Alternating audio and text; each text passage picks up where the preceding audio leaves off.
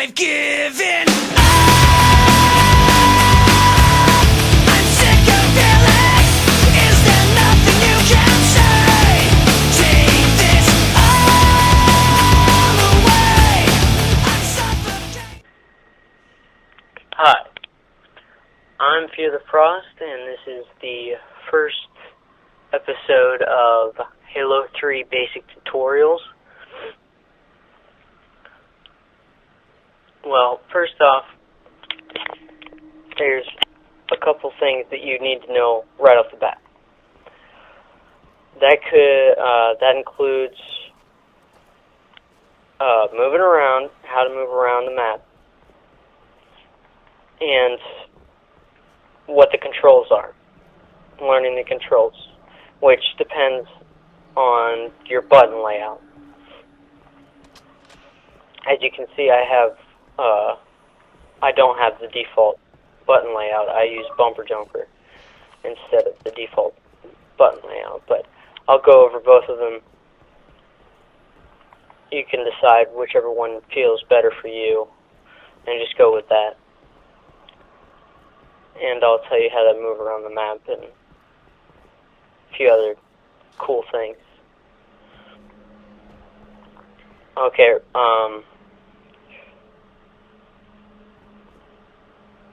first off, the joysticks.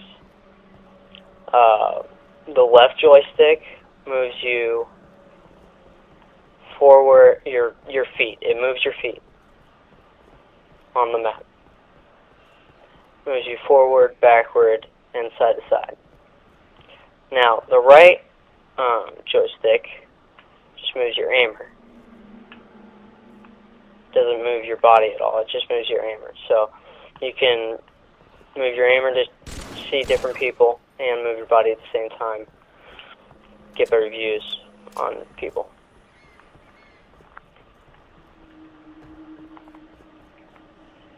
Also,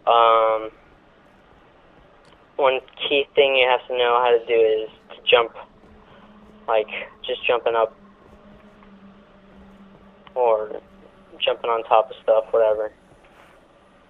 And depending on what your button layout is, if it's a default button layout, it's going to be the A button. And if it's bumper jumper, like what I'm using, it's the left bumper.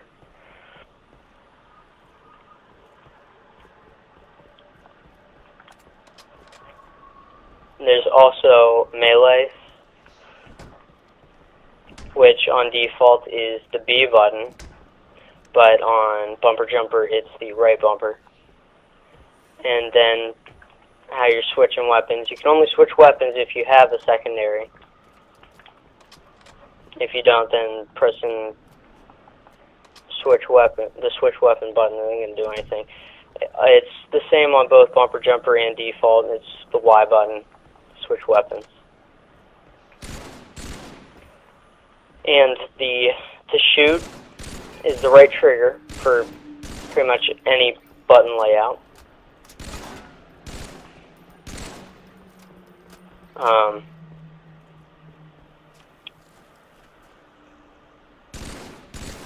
X is reload for the default button layout.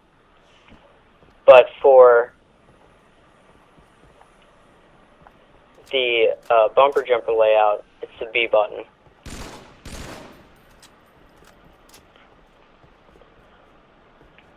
Also, grenades are left bumper. It's the same for both different button layouts. And crouch is the left joystick, the one that moves your body around.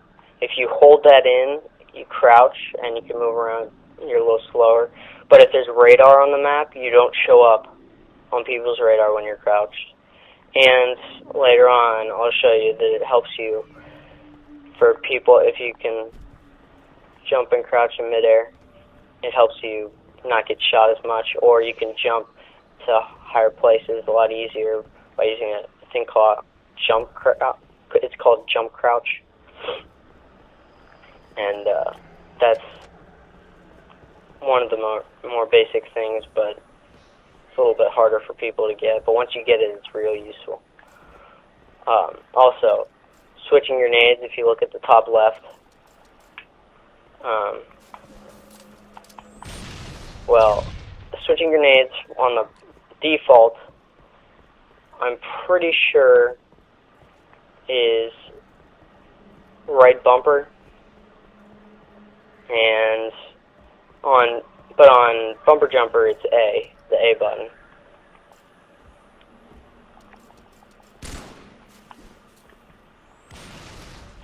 Also, I'm not sure what else there is. Select lets you see the scores and stats of all the people in the game that you're playing with. Start brings up the main menu.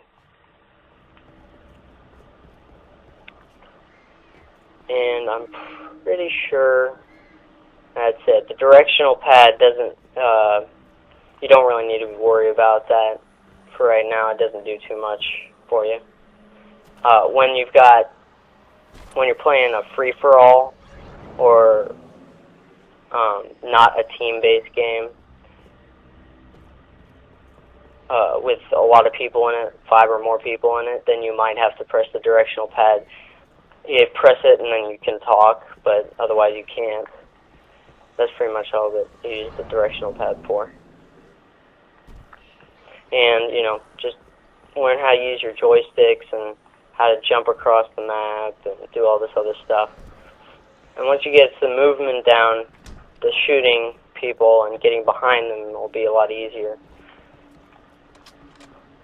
You won't have people killing you from 5 different sides or whatever every time you spawn. So I think that's pretty much it for button layout and controls. Yeah, Xbox guide button is pretty much universal. Pops up with the dashboard like always. It'll really screw you up if you press that in the middle of the game, so I wouldn't suggest it. But yeah, just practice trying to move around the map before you start getting competitive at all. And you should be good. Well, I'll see you next time.